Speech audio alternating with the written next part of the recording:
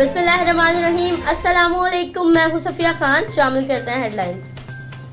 सानिया 12 मई की जिस तरह पैरवी होनी चाहिए वैसे हुई नहीं। मौजूदा चीफ जस्टिस से गुजारिश है कि 12 मई वाक़े को टैकअप करें। सईद गनी की मीडिया टॉक, बोले इस दिन जो कुछ हुआ उसके सब गवाह हैं। मुझे तौहीन अदालत का नोटिस मिला, अगली समाअत में अदलिया के सामने हाजिर होऊंगा।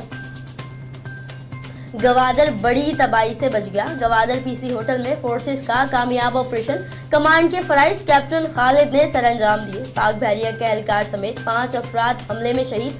फोर्सेस ने तीनों दहशतगर्दों को ठिकाने लगा दिया। बारूदी सुरंगें नाकारा बनाकर इमारतें क्लियर कर दी गईं। कराची में नौजवान सहरी के बाद मौत का खेल आम शाहराहों पर खेलने लगे। वन व्हीलिंग और रेसिंग करने वालों के खिलाफ क्रैकडाउन, पुलिस ने 16 नौजवानों को गिरफ्तार किया। रेसिंग और वन व्हीलिंग के खिलाफ कार्रवाइयां शाह फैसल कॉलोनी और कोरंगी के इलाकों में की गई। सिंध पुलिस का जाली मुकदमात का दराज करवाने वालों के खिलाफ क्रैकडाउन।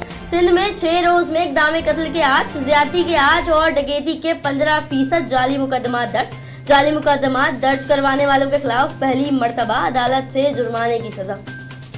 आसिफ अली जरदारी के सिवा कोई सियासतदान जेल नहीं जा सकता क्योंकि इनकी अप्रोच मुजरिमाना है। वज़ीर रेलवे शेख रशीद के वार, बोले मुस्लिम लीग नून और पीपल्स पार्टी सियासी खतरा नहीं। कहा इमरान खान हुकूमत छोड़ सकते हैं लेकिन एनआरओ नहीं देंगे। बोले बिलावल हुकूमत पर तनकीद करें लेकिन मुल्क पर हमलावर न हो।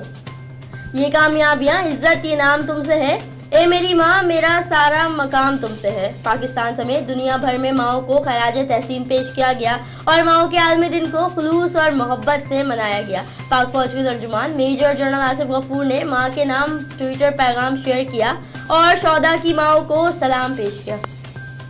फिल वक्त इतना ही। मजीद खबरों और अपडेट्स के लिए विजिट कीजिए हमारी वेबसाइट csnlive.tv। इसके अलावा आप हमें ट्विटर और फेसबुक पर भी ज्वाइन कर सकते हैं। देखते रहिए CSN।